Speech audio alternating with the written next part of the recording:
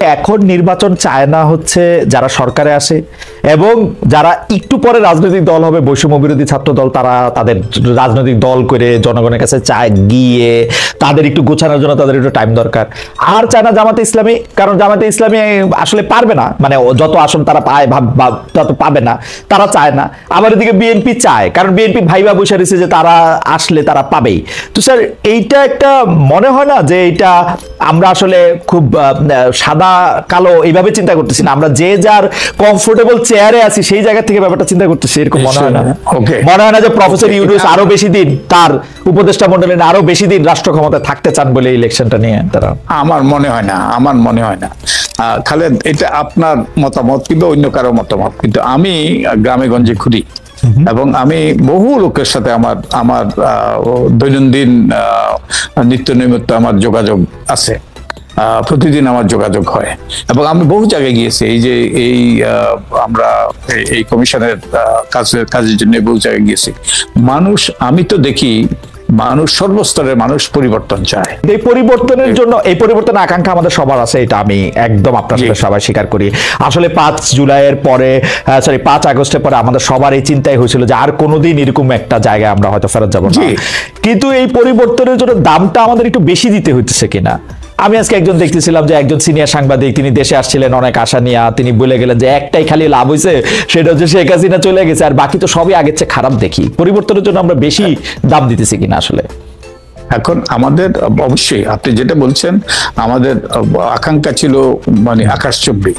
আমাদের ওই যে আমরা চেয়েছিলাম রাতারাতি পরিবর্তন, এটা তো রাতারাতি পরিবর্তন হয় না। জনাব বদিউল্লাহ মজুমদার, ডক্টর মোহাম্মদ ইউনূস এইটার মধ্যে আসেন পৃথিবীর সবচেয়ে সজ্জনদের একজন সালেউদ্দিন আহমেদ, মানে আমরা বাংলাদেশি কনটেক্সটে যদি বলি, তারপরও আমরা ভ্যাট আর ট্যাক্স আর ভ্যাট, মানে খুব স্বাভাবিক, বাজারের জিনিসের দাম এদিকে হাত দেওয়া যায় না, অন্যদিকে ভ্যাট আর ট্যাক্স বাড়াইতেছে। তো আইন শৃঙ্খলার কথা আমি না বললাম, আমলাদের বিভিন্ন রকম সমস্যা, 1 ক্যাডার বরং 26 ক্যাডার, তো কেমনি কি স্যার? মানে এটা খালেদ, আমি যখন আপনার এই শোর যখন কমেন্ট দেখি, তখন অনেককে বলতে শোনা যায়, অনেককে আমি লিখতে দেখি আপনাকে একজন উপদেষ্টা করা হোক।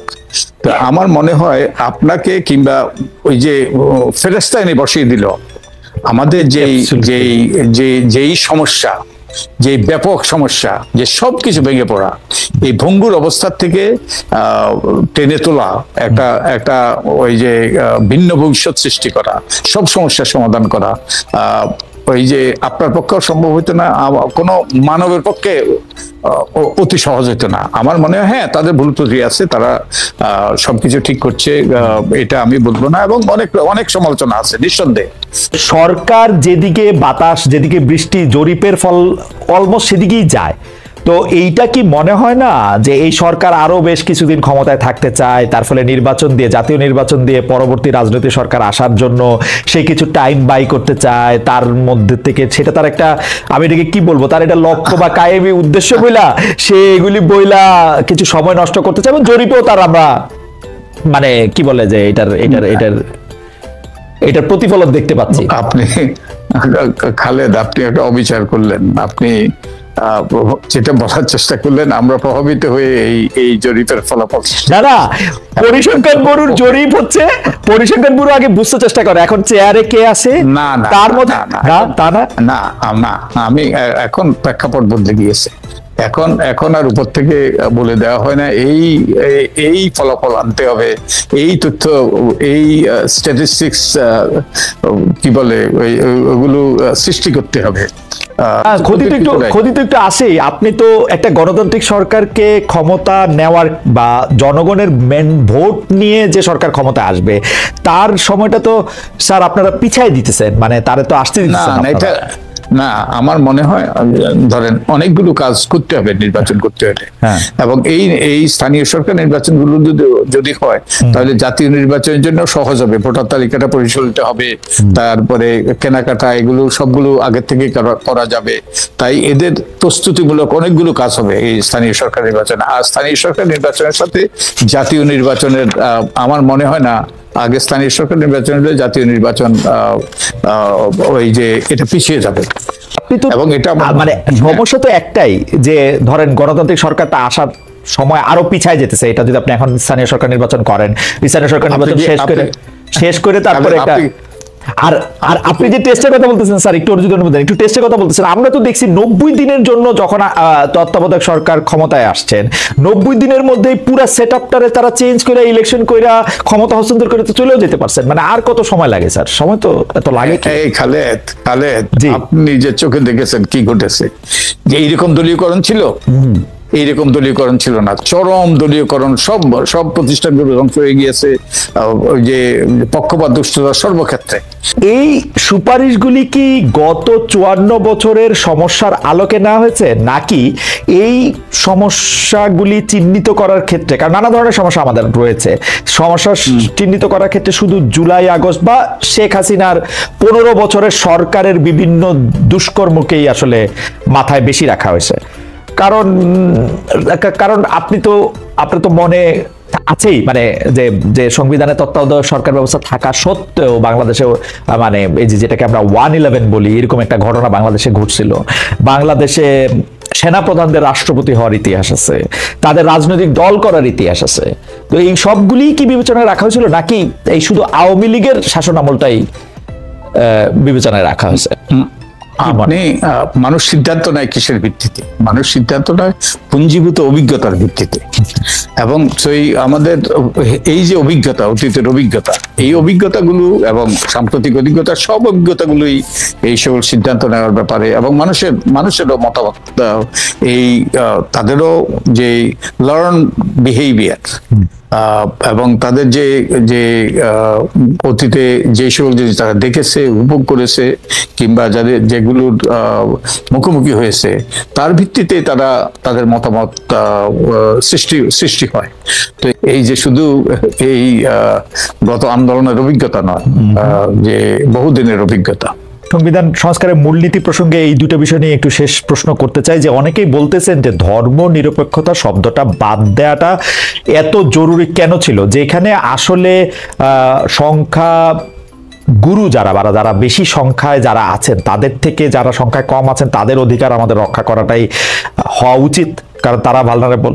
তো সেই ক্ষেত্রে ধর্মনিরপেক্ষতা বাদ দিলে তাদের অধিকারটা আমরা রক্ষা বেশি করতে পারবো না কম করতে পারবো, সেটা একটু দেখার বিষয়। আরেকটি বিষয় হচ্ছে, যেহেতু বিএনপির দলটি প্রতিষ্ঠিত হয়েছে, তার দলটির নামের মধ্যেই আছে যে তারা বাংলাদেশ জাতীয়তাবাদী দল, তাদের 31 দফার মধ্যেও আছে তারা যা কিছুই করতে চায় সব এই জাতীয়তাবাদের ভিত্তিতে করা যায়।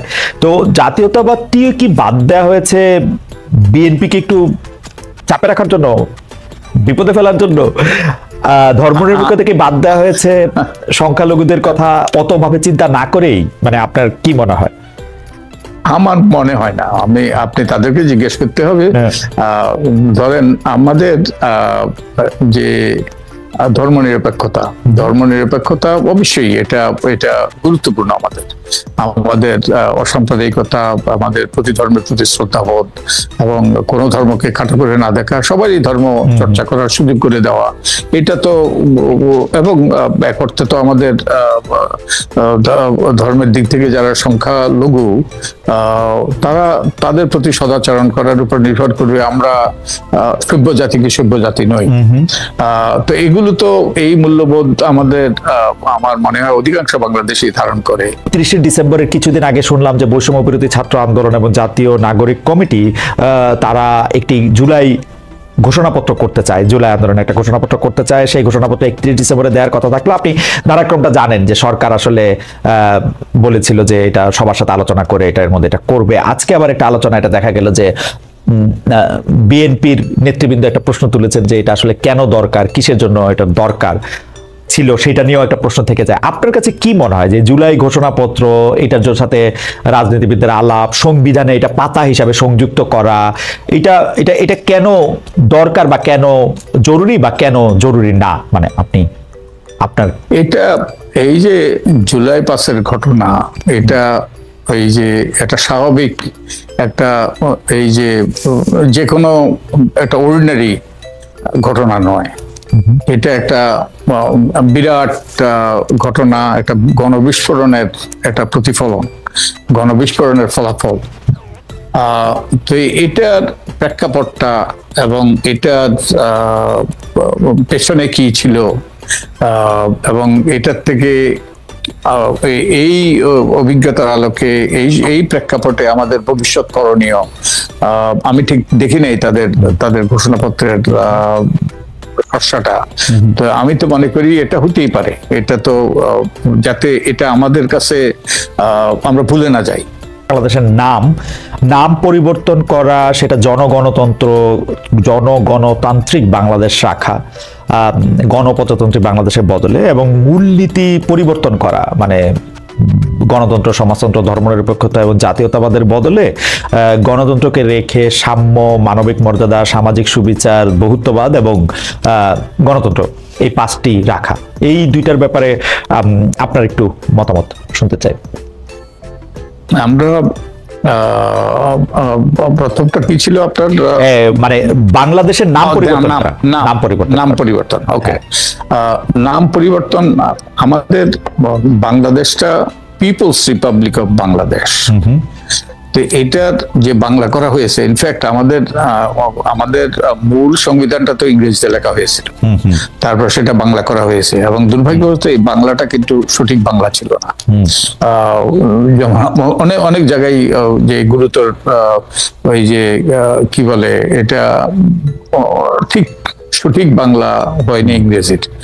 যেমন স্থানীয় সরকারকে করেছে স্থানীয় শাসক, পাবলিক সার্ভিসে করেছে জনগণের কার্য। ঠিক তেমনি ভাবে যে পিপলস রিপাবলিক অফ বাংলাদেশ এটাই করেছে যে গণপ্রজাতন্ত্রী বাংলাদেশ। প্রজাতন্ত্র, প্রজা। তা আমরা তো একটা স্বাধীন দেশে, আমরা রাজা প্রজার সম্পর্ক নেই, এখানে কেউ প্রজা নই, আমরা সবাই এই দেশের নাগরিক, মালিক। তো আমার মনে হয় এই যে ভ্রান্তিটা, এই যে অনুবাদে যে ভ্রান্তিটা, এটা সংশোধন করা দরকার। তো আমার মনে হয় এটাই বেস্ট ওই অল্টারনেটিভ। আপনি কি আসলে মনে করেন যে জাতীয় নির্বাচনের আগে স্থানীয় সরকার নির্বাচন করাটা ঠিক হবে বা হওয়া উচিত? মানে আমরা একটা জরিপ করেছি, আমরা 46,000 এই যে সরকারি যে পরিসংখ্যান ব্যুরো, তাদের মাধ্যমে একটা জরিপ হয়েছে, এবং তারা 46,000 ব্যক্তির পরিবার এবং পরিবারের ব্যক্তির তারা থেকে তথ্য নিয়েছে, এবং প্রায় 90% মানুষ মনে করে যে জাতীয় নির্বাচনের আগে স্থানীয় নির্বাচন হওয়া দরকার। ঘটনা হইতেছে হচ্ছে যে আমরা ভালোর দিকে যাইতে চাই।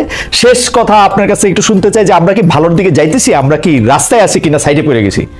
আমরা আগে ভালো ছিলাম না, সেটা আমি মানে আমরা সকল বক্তব্য দিয়ে আমরা এটা বারবার মনে করে বলতেও চাই। আচ্ছা, এটা নির্ভর করবে, আমি দেখি 4টা অংশীজন।